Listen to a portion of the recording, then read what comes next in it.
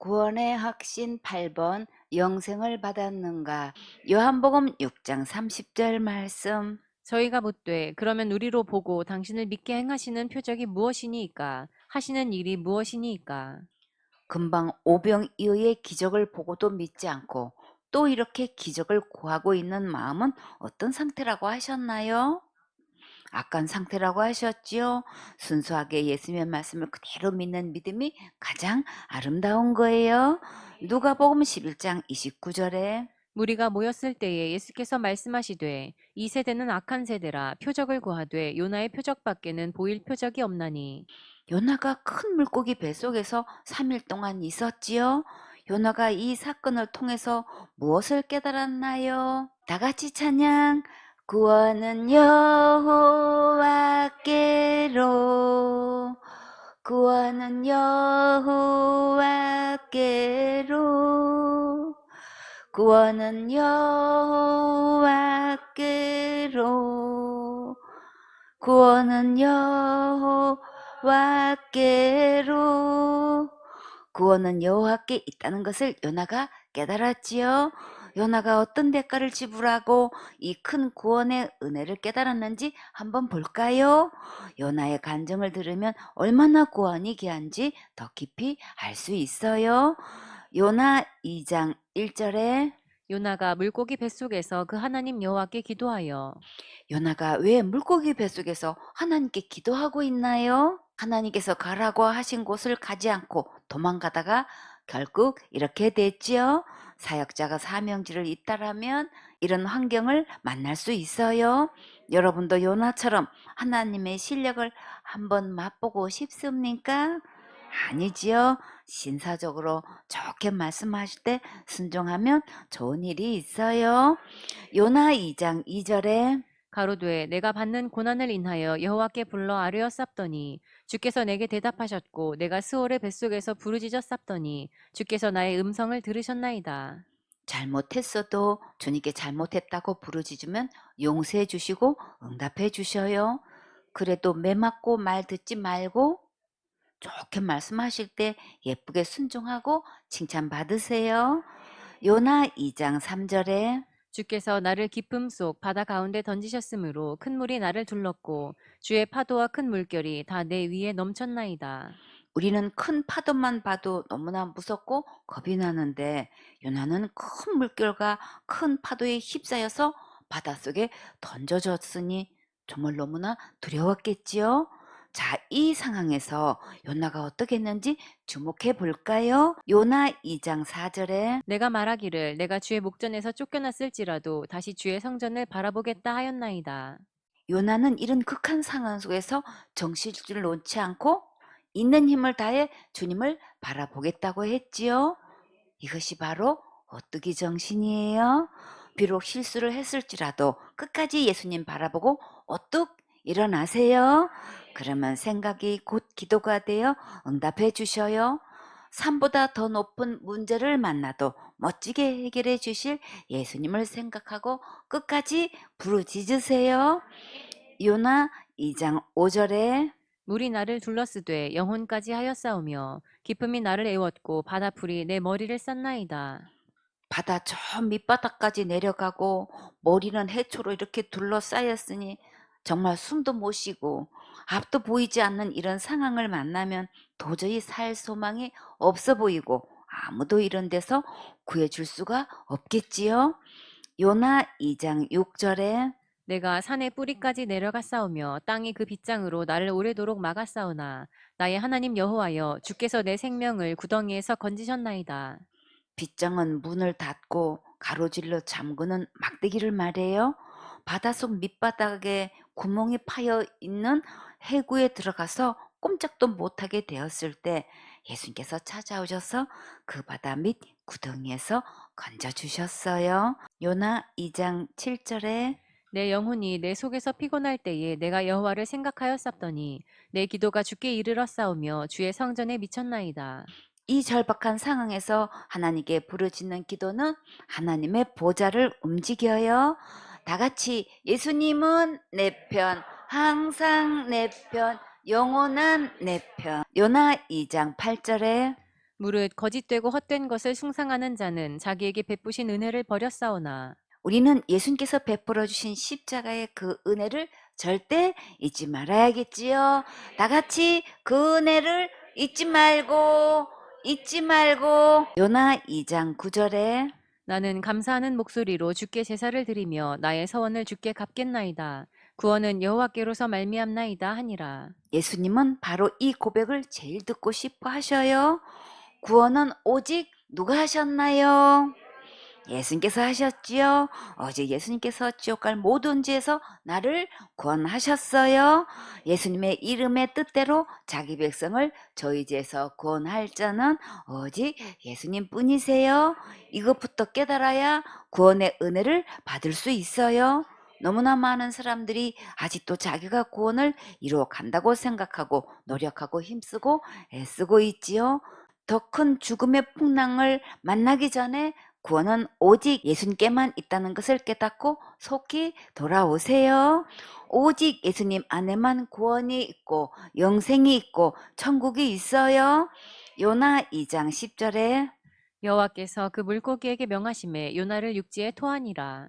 요나가 오직 구원은 여호와께만 있다는 것을 많은 대가를 지불하고 깨닫게 되었을 때 여호와께서 물고기에게 명령하셔서 요나를 육지에 토하게 하셨어요. 이제 더 이상 고생하지 말고 고민하지 말고 흔들리지 마세요.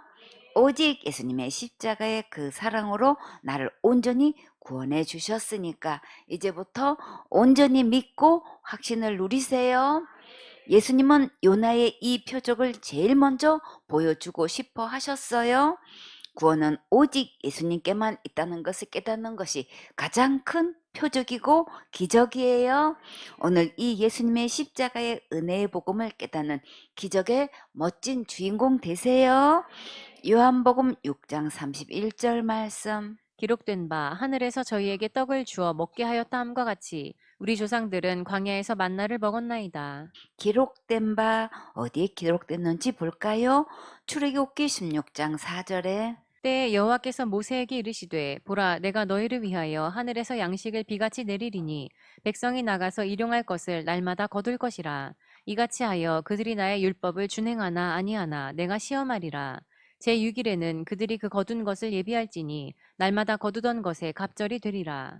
광야 생활 40년 동안 하나님께서 신실하게 만나를 비같이 내려주셔서 일용할 양식을 주셨지요.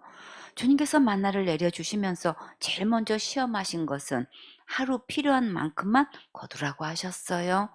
내일 것을 생각하고 만나를 더 많이 거두는 것은 만나를 내일도 내려주실 하나님을 불신하는 거예요.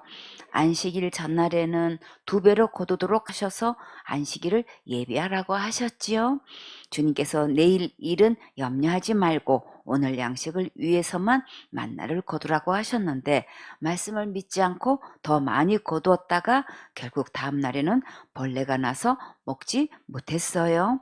또 안식일 전날에는 2배로 거두라고 분명히 말씀하셨는데도 거두지 않고 굶게 된 자들이 있었는데 이들은 다 하나님 말씀을 믿지 않아서 그랬어요. 시편 78편 24절에 저희에게 만나를 비같이 내려 먹이시며 하늘 양식으로 주셨나니 사람이 권세 있는 자의 떡을 먹음이여 하나님이 식물을 충족히 주셨도다. 저들이 믿든 믿지 않든 하나님께서는 하늘 양식을 비같이 충족히 내려주셨지요. 카드 갚을 거, 세금 낼 거, 공과금 밀린 것 걱정하지 말고 오늘 예배 성공하세요. 그러면 모든 필요한 것을 풍족히 내려주셔요. 요한복음 6장 32절 말씀. 예수께서 이르시되 내가 진실로 진실로 너희에게 이르노니 하늘에서 내린 떡은 모세가 준 것이 아니라 오직 내 아버지가 하늘에서 내린 참떡을 너희에게 주시나니 광야에 내린 만나를 통해 하나님께서 우리의 먹을 양식을 책임지신 것을 보여주셨지요. 이 교훈을 통해 하나님께서 진짜 양식, 참떡, 영원한 생명의 떡을 우리에게 내려주신다고 하셨는데 이 떡을 과연 어떻게 먹을 수 있을까요? 요한복음 6장 33절 말씀. 하나님의 떡은 하늘에서 내려 세상에게 생명을 주는 것이니라. 하나님의 떡을 먹으면 생명을 얻는데 여러분도 이 떡 먹을 거예요? 다 같이 하나님의 떡을 먹고 생명을 얻어야겠지요. 예수님을 믿는 것이 하나님의 떡을 먹는 거예요. 요한복음 6장 34절 말씀. 저희가 가로되 주여 이 떡을 항상 우리에게 주소서. 떡을 달라고 구하는 자에게는 반드시 주셔요. 요한복음 6장 35절 말씀. 예수께서 가라사대 내가 곧 생명의 떡이니 내게 오는 자는 결코 줄이지 아니할 터이요 나를 믿는 자는 영원히 목마르지 아니하리라. 은찬이, 이 생명의 떡이 곧 누구신가요? 예수님이시지요? 예수님께로 오면 배고프지도 않고 영원히 목마르지도 않아요. 어떻게 해서 줄이지도 않고 목마르지도 않을까요? 요한복음 4장 14절에 내가 주는 물을 먹는 자는 영원히 목마르지 아니하리니 나의 주는 물은 그 속에서 영생하도록 솟아나는 샘물이 되리라. 예수님 속에는 영생하도록 샘물이 솟아나기 때문에 영원히 목마르지 않는 거예요. 고린도전서 10장 3절에 다 같은 신령한 식물을 먹으며 다 같은 신령한 음료를 마셨으니 이는 저희를 따르는 신령한 반석으로부터 마셨음에 그 반석은 곧 그리스도시라. 예수님께서 지옥 갈 모든 죄를 영원히 용서하신 것이 믿어진 사람은 내가 지옥 갈 죄를 해결하려고 애쓰고 힘쓰지 않아요. 진짜 예수님을 만나면 예수님께서 지옥 갈 모든 죄에서 완전히 해방하신 것이 믿어져요. 아직도 큰 죄를 지으면 지옥 간다고 하는 자는 다른 예수, 다른 복음을 믿고 있는 거예요. 이런 자들은 항상 목마르고 배고프고 절대 천국 갈 수 없어요. 요한복음 6장 36절 말씀. 그러나 내가 너희더러 이르기를 너희는 나를 보고도 믿지 아니하는도다 하였느니라. 그때도 예수님을 직접 보고도 그리스도로 메시아로 구세주로 믿지 않았지요. 오늘날에도 교회 다니면서 모든 죄를 영원히 용서하신 예수님을 믿지 않고 있어요. 요한복음 6장 37절 말씀. 아버지께서 내게 주시는 자는 다 내게로 올 것이요 내게 오는 자는 내가 결코 내어 쫓지 아니하리라. 예수님께 나오면 내가 부족하다고 한 게 없다고 죄를 많이 지었다고 결코 내어 쫓지 않으셔요. 한 명도 빼놓지 않고 모두 천국 갈 수 있으니까 복음이고 복된 소식이고 기쁜 소식이고 참된 소망이에요. 믿지 않는 사람들은 예수님을 따르지 않고 무엇을 따라가나요? 돈을 주인 삼고 따라가지요. 이 세상에서 돈만 있으면 제일이라고 돈을 따라가지만 그 속에는 정작 누가 있나요? 세상의 영이 그 속에서 돈으로 얼굴을 가장하고 영혼들을 미혹하고 있지요. 히브리서 13장 5절에 돈을 사랑치 말고 있는 바를 족한 줄로 알라. 그가 친히 말씀하시기를 내가 과연 너희를 버리지 아니하고 과연 너희를 떠나지 아니하리라 하셨느니라. 그러므로 우리가 담대히 가로되 주는 나를 돕는 자시니 내가 무서워 아니하겠노라. 사람이 내게 어찌하리요 하노라. 사단은 돈이 없으면 버림받은 것 같은 생각이 들게 하고 모든 것을 다 잃은 것처럼 느끼게 해서 돈을 따라가게 만들지요.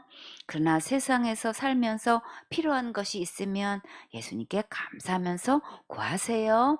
이 모든 것은 다 예수님 안에 풍족하게 있어요. 예수님께 기도해서 응답받으면 정말 기쁨이 충만해지지요. 빌립보서 4장 6절에 아무것도 염려하지 말고 오직 모든 일에 기도와 간구로 너희 구할 것을 감사함으로 하나님께 아뢰라. 그리하면 모든 지각에 뛰어난 하나님의 평강이 그리스도 예수 안에서 너희 마음과 생각을 지키시리라. 하나님의 평강이 내 마음과 생각을 지킬 때가 가장 행복하지요. 필요한 것이 있으면 응답해 주실 예수님 바라보고 감사한 마음으로 구하세요. 또 우리가 큰 죄를 짓고 간음죄를 짓고 자살죄를 지으면 내어 쫓긴다고 생각하지요. 그러나 서기관들과 바리새인들이 가늠한 여자를 현장에서 붙잡아 끌고 예수님께로 왔을 때 예수님은 내어 쫓지 않으시고 구원해 주셨어요. 율법으로 보면 우리는 모두 이 가늠한 여자와 같아요. 하나님께서는 우리가 한 계명만 범해도 율법 613가지 모두 범한 자로 계산하시고 마음에 음욕만 품어도 가늠한 자로 계산하셔요. 요한복음 8장 1절에 예수는 감람산으로 가시다 아침에 다시 성전으로 들어오시니 백성이 다 나아오는지라 앉으사 저희를 가르치시더니 서기관들과 바리새인들이 간음 중에 잡힌 여자를 끌고 와서 가운데 세우고 예수께 말하되 선생이여 이 여자가 간음하다가 현장에서 잡혔나이다. 서기관들과 바리새인들이 무슨 힘으로 가늠한 여자를 잡아서 끌고 왔을까요? 율법의 힘으로 끌고 왔지요. 왜 끌고 왔을까요? 예수님을 시험하려고 끌고 왔지요. 요한복음 8장 5절에 모세는 율법에 이러한 여자를 돌로 치라 명하였거니와 선생은 어떻게 말하겠나이까. 예수님께서 이 문제를 어떻게 다루시는지 보고 고사할 조건을 잡으려고 질문한 거예요. 우리는 모두 예수님의 말씀 한마디에 모든 운명이 달려 있어요. 요한복음 8장 6절에 저희가 이렇게 말함은 고소할 조건을 얻고자 하여 예수를 시험함이로라. 예수께서 몸을 굽히사 손가락으로 땅에 쓰시니 예수님께서 땅에 뭐라고 쓰셨을까요? 너희 중에 죄 없는 자가 먼저 돌로 치라고 쓰셨을까요?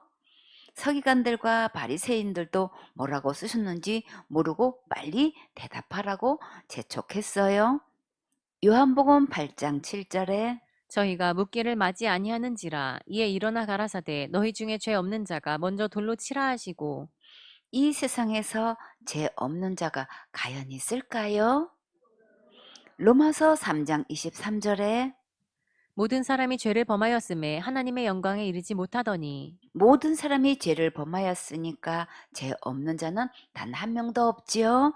그러면 돌 던질 자격이 있는 자가 있을까요? 하나도 없지요. 서기관과 바리새인들이 이 말을 듣고 어떻게 했을까요? 요한복음 8장 8절에 다시 몸을 굽히사 손가락으로 땅에 쓰시니 왜 또 다시 몸을 굽히시고 손가락으로 땅을 쓰셨을까요? 눈으로 직접 보고 있으면 민망하니까 예수님께서 배려해 주신 거지요. 요한복음 8장 9절에 저희가 이 말씀을 듣고 양심의 가책을 받아 어른으로 시작하여 젊은이까지 하나씩 하나씩 나가고 오직 예수와 그 가운데 섰는 여자만 남았더라. 왜 어른으로 시작하여 젊은이까지 하나씩 나갔을까요? 나이가 많을수록 더 많은 죄를 지었으니까 정말 양심에 많이 찔렸겠지요. 이렇게 율법 앞에서 남을 정죄하려면 죄가 없는 자만 정죄할 수 있어요. 이제 예수님 앞에 서 있는 이 여자의 운명은 과연 어떻게 될까요? 이 여자의 운명이 곧 우리의 운명이기 때문에 정말 절박한 기로에 서 있지요. 예수님의 말씀 한마디에는 천국과 지옥의 권세가 있으셔요. 요한복음 8장 10절에 예수께서 일어나사 여자 외에 아무도 없는 것을 보시고 이르시되 여자여 너를 고소하던 그들이 어디 있느냐 너를 정죄한 자가 없느냐. 이 여자를 고소하고 정죄하던 자들이 어디 있나요? 다 나갔지요. 여자를 고소하고 정죄하는 근거는 무엇인가요? 율법이지요. 우리에게 율법만 없으면 우리를 고소하고 정죄할 자가 없겠지요. 예수님께서 이 여자에게 과연 어떤 말씀을 하셨는지 가슴 두근거리면서 들어볼까요? 요한복음 8장 11절에 대답하되 주여 없나이다. 예수께서 가라사대 나도 너를 정죄하지 아니하노니 가서 다시는 죄를 범지 말라 하시니라. 여자를 정죄하던 자들이 없다고 하니까 예수님도 정죄하지 않겠다고 하셨어요. 예수님께서 이 여자를 정죄하지 않으시면 우리도 정죄하지 않으셔요. 정죄할 율법이 없으면 정죄받지 않고 율법에서 완전히 해방되는 거예요. 이 말씀을 보장해 줄 수 있는 확실한 말씀이 어디에 있는지 볼까요? 히브리서 10장 9절에 그 후에 말씀하시기를 보시옵소서 내가 하나님의 뜻을 행하러 왔나이다 하셨으니 그 첫 것을 패하심은 둘째 것을 세우려 하심이니라. 꿈나무들 여기서 첫 것은 무엇인가요? 율법이지요. 예수님께서 이 율법을 폐하려 오셨다고 하셨지요. 예수님께서 어떻게 율법을 폐하셨는지 볼까요? 히브리서 10장 10절에 이 뜻을 조차 예수 그리스도의 몸을 단번에 들이심으로 말미암아 우리가 거룩함을 얻었노라. 예수님께서 십자가의 몸을 단번에 들이심으로 율법을 폐하셨지요. 그래서 우리가 거룩함을 얻었어요. 꿈나무들 거룩함이 뭐예요? 죄가 하나도 없는 것이 거룩한 거지요. 죄에서 완전히 분리되고 해방된 것이 거룩인데 이 거룩함을 누가 주셨나요?